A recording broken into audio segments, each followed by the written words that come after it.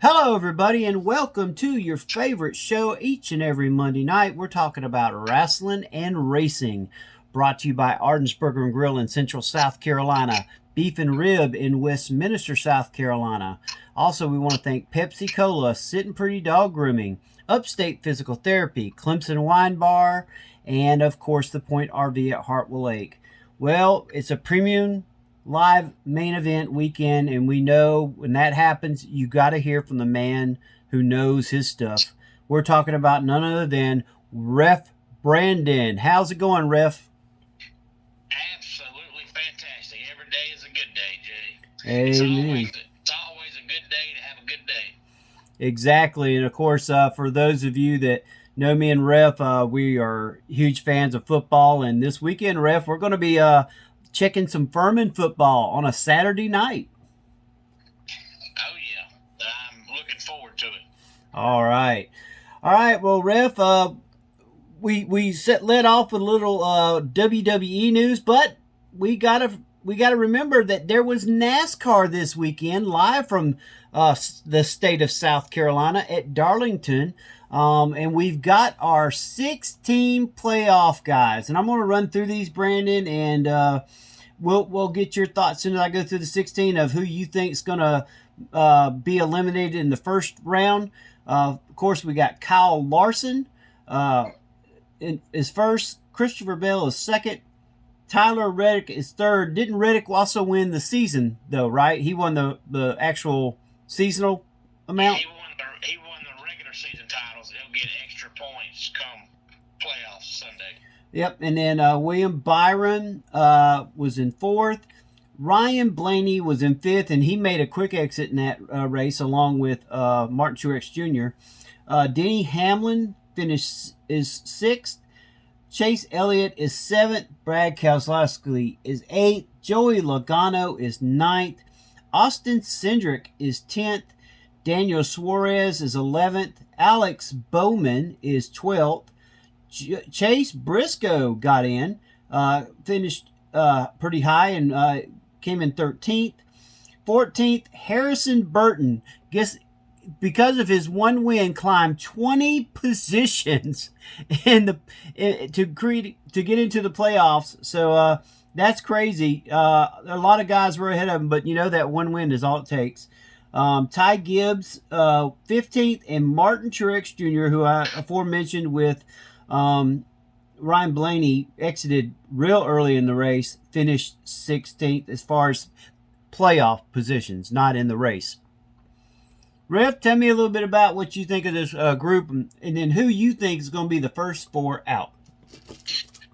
Well, I said last week that I thought the 16 drivers that were currently in the top 16 would be the 16 to get in, and I was wrong because Chase Briscoe won Sunday at Darlington, but Stewart Haas Racing has just struggled so bad this year that I just wouldn't have pictured any of the Stewart Haas guys winning a race.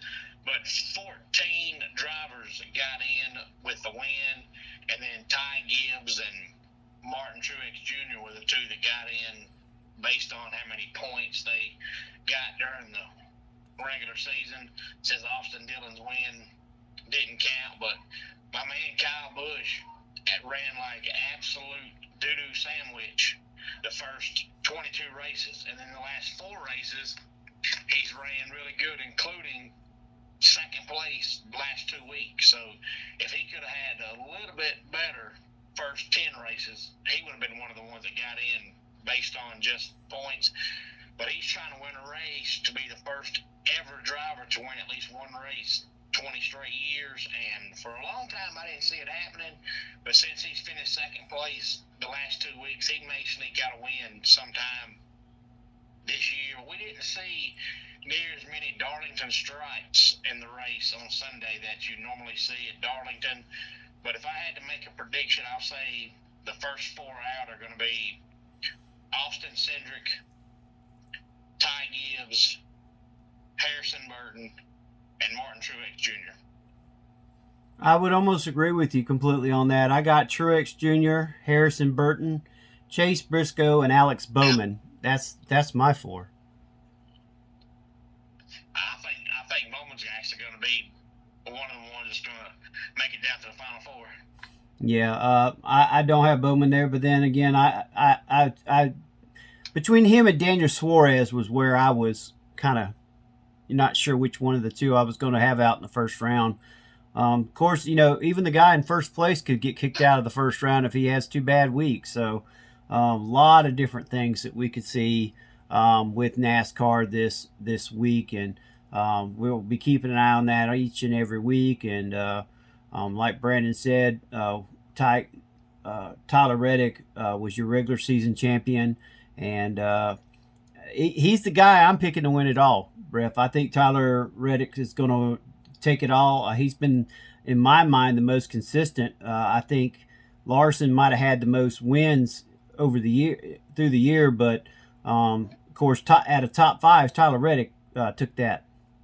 Yeah, William Byron the last 2 years has been the best driver in the series the first half of the season, and then about June he just disappears. And Kyle Larson seems like he runs up front every week, but he just can't seem to win the race. He dominated the last 2 races, but didn't win. So if I had to pick a champion, I would say my pick would be Tyler Reddick. But we've got to mention that Shane Van Gisbergen is going to be in the Cup Series full time next year. So he's a guy that's come on the scene and made some noise fast. Yeah, he has, and like just to let y'all people know why Tyler Reddick we feel like has the best chance. He had the most top 5s, the most top 10s, and the least not the least, but out of the top 16, only one other person had the least DNF. So he did well, very well. Didn't have to win all the laps led, but he won several stages too. So you got to give it to him, Ref. I think we're both going to be right on this one. I think Tyler Reddick will definitely be in the top 4, if not the champion. Yeah, I do too. All right, Ref. Well, before we go any further, tell us what you did this weekend. I sat on my fat butt and watched week 1 of college football on Saturday because the next few weekends I've got wrestling every weekend. So I said, you know what, I ain't got wrestling. I'm going to watch football as much as I can. So Friday night I was doing my local high school football work for the local radio station here, and then Saturday I watched college football. I noticed you didn't say the actual game you watched. Well, I watched more than one, but my wife had a lock-in with the youth at church, so it was me and the twins all night long, and of course they were asleep pretty early, so I got to relax and try to watch as much as I could Saturday night. Yeah, well, we know you watched the one at noon, so I know you didn't mention that game, even though, we know what happened. Unfortunately, our Tigers lost to the Bulldogs. But anyway, let's go to our pay-per-view of the weekend. We're talking about Bash in Berlin. WWE returns to Berlin after 37 years of not being there, Ref. Last thing that was held there was a SmackDown event. Yeah, it's hard to believe that, the last couple of years they've been doing all these premium live events all over, and they have not did one in Berlin until Saturday. All right, well, we start the night off with the WWE Universal Championship, Kevin Owens versus the American Nightmare, Cody Rhodes. I only got to see half of this pay-per-view, Ref, so you're going to have to help me with it a little bit. I did get to see this particular match. I thought it was a great, great match. Kevin Owens had plenty of chances to turn heel. He didn't. Of course, it's not over with. He still could turn heel, but what was your thoughts on this match? Of course, Cody Rhodes came out the victor because of the hesitation by Kevin Owens. Yeah, a lot of people, I think, thought this is going to be the night that Kevin Owens is going to turn, but I just don't think it was the right time. I think with Gunther just winning the heavyweight title and Gunther pretty much starting his career in Berlin and talking about growing up doing the indie wrestling in Berlin, that they were going to focus mainly on Gunther, and I think Kevin Owens Owens turning heel would have took too much attention away from Gunther, but Kevin Owens is going to turn sometime or another. But I think we all know that Cody Rhodes is going to be champion for quite a while. So even though we knew the outcome of the match, it didn't take away from the fact that it was still a good match. All right, and then we had the women's tag team match. Bianca Belair, Jade Cargill against the champions Asa Dawn and Alba Fry. We got new tag team champions in the women's division. The match was a B in my mind, but what was your thoughts on it? Yeah, Bianca Belair, as good as she is, it's hard to rate any match an A that has Jade Cargill in it until she gets better in the ring. Every time she comes in the ring, I'm thinking to myself, somebody's about to get hurt, and that's bad because I know that if I think that, but I know the folks in the ring with her have to think that too. But until she gets less careless in the ring, you can't put any match that features Jade Cargill in it as an A, even though Bianca Belair is really good.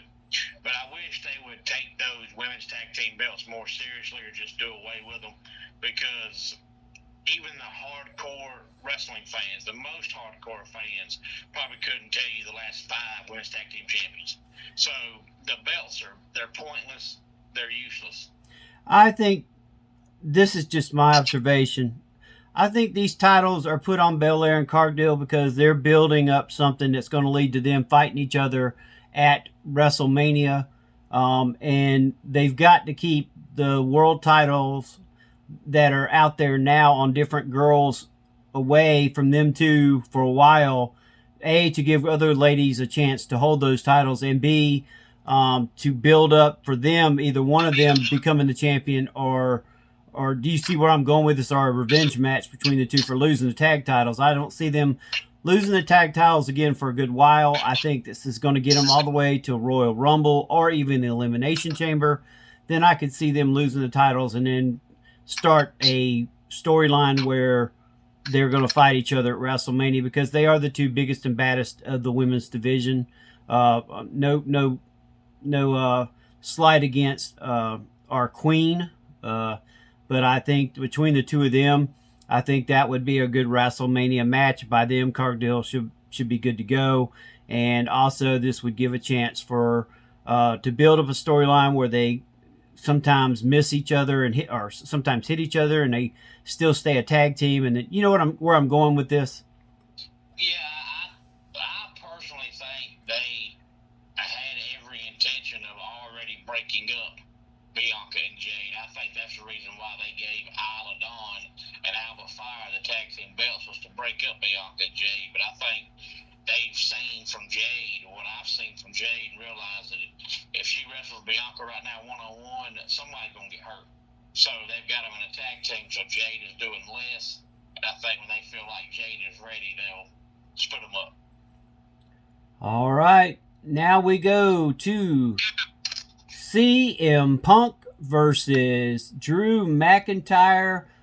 This is I don't like CM Punk, but I have to give it. I think this was the match of the night. It was a real good fight. I mean, this has been a long time coming to have a match like this.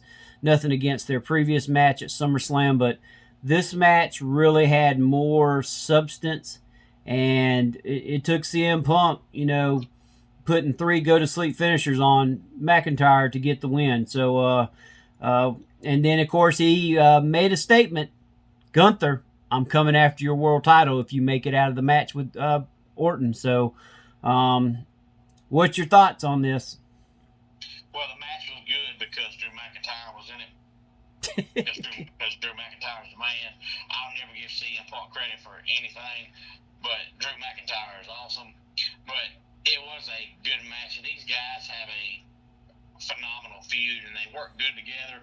So I hope it keeps going for a while. I just feel like it's been booked backwards, and I think the reason why it's been booked backwards is because Seth Rollins is going to be out for a while, and I think they put him as a special guest ref last month to give him, one more match to kind of sort of do something before he's out due to injury, because it wasn't a week later on Raw. Bronson Reed takes him out. Now he's gone. So I think they knew if they waited, Seth Rollins couldn't be involved in the match. They was trying to get Seth involved in the feud somehow. But usually when somebody has a feud, they start out having regular matches, and then somewhere down the line they have gimmick matches, and then it ends with a special guest ref.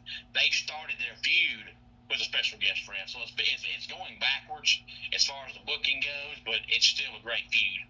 Well, also there was a lot with CM Punk's injury that held it up, and they had to do stuff with the rivalry minus the actual match, but with Punk driving McIntyre bonkers during that time. So they was able to at least go with a plan, but like you said, maybe not the exact plan that they wanted. All right. Well, and then we go to the mixed tag team match. That is the Towers of Doom versus Judgment Day, the new version. Liv Morgan, Dominic Mysterio versus the lady that has just been waiting and waiting to get her hands on her, Rhea Ripley, and then, of course, Damian Priest. Of course, what we saw was what we knew was going to happen. Ripley and Priest just dominated this match, even with all the interference. They just took control, beat the fool out of them, and left them. So, what was your thoughts on the brand? I gave it a B plus. I mean, it wasn't an A match, but I was entertained by it. Yeah, this feud's going to keep going for a pretty good little while, which it should, because it's so good. The whole Dirty Dom being in love with Liv and Rhea is so good. It's very entertaining. But I personally thought that the Judgment Day would win the match, but I was glad that the Terror Twins, or whatever their name is, did win. But I was surprised. I thought it'd be Judgment Day. Yep. All right, then we go to our last match of the night. We're talking about Randy Orton versus Gunther. And we already know what Ref Brandon's going to say, because he would have picked it without him even being on the TV or the radio or anything else. We know where his allegiance stands. Me, on the other hand, I wanted Orton to win, but I knew he wasn't going to. He's at that point in his career where he's there to help put these other guys over, and he did just that in this match, and even ended the night shaking Gunther's hand, giving him the props, which is, of course, what we were talking about a minute ago, leading into Gunther versus CM Punk, possibly. We haven't got confirmation. I guess we'll get that on Raw tonight, which will be coming on. Well, it just came on. So, what was your thoughts, Brandon? I already know what the first sentence is. Anytime Gunther's in a match, it's going to be great. That's right. If Gunther could wrestle a ghost in the dark, it'd be a good match. But I thought it was a fantastic match, and they went almost 35 minutes, so they gave him ample time. But like I said earlier, Gunther talked about how he pretty much started his career wrestling indie shows in Berlin, being he's next door in Austria. So I knew they'd give it a long time. I didn't think it'd be that long, but I think it shows that Randy Orton is finally back to being 100%. But I do think Randy Orton will win another title somewhere down the road. I just don't know when, but I think he will. But this was a good match. Now, had Gunther been champion for 6 months, then I might have would have said, hey, I could see Randy Orton winning the belt here. But I just knew there was no possible way that Gunther's going to win the belt and then turn around the very next show, he's going to lose the belt. So I knew Gunther's going to win the match, but I thought it was a fantastic match. All righty. Well, next up, Ref, is AEW. Dynamite this past week had a very interesting start. And Ref, you there? Yeah. Okay. We had some feedback, so I was making sure. We had a very interesting start with Jon Moxley coming to the ring to a different song than he normally came out to, and made some very interesting comments. And one thing that everybody's talking about is the last sentence he made to Tony Schiavone. This company is not yours anymore.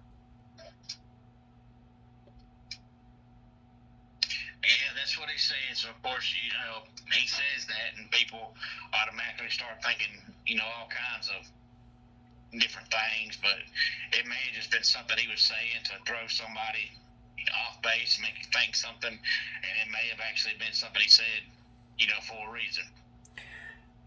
Well, I've been throwing this out there for a while, Brandon. You know where I'm fixing to go with this, because I've got friends with AEW, and honestly, this says Shane McMahon all over it. I see an NWO type angle with a huge twist.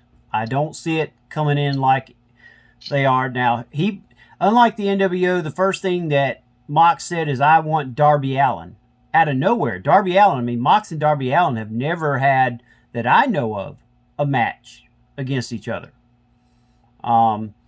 Darby just lost at All In to Jack Perry, who, of course, is going to be taking on the AEW World Champion, Bryan Danielson, who is apparently going to stay in AEW till he loses the title. Something tells me that you're going to see more stars all of a sudden appearing and saying the same thing. I see it being different. I see stars saying that who they want out of that AEW locker room, and I think they're going to start with pillars. I think MJF is going to be targeted. We already seen where Darby Allin's going to be targeted. I wouldn't doubt if Jack Perry might get targeted.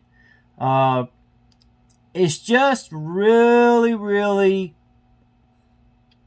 strange how there's so many things that are going on. I see Mercedes Moné probably jumping onto that team because of, she's not being loved by anybody right now.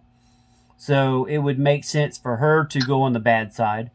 I see Samoa Joe possibly being on that team. He's been gone for a while. Maybe the Murder Heart Warrior.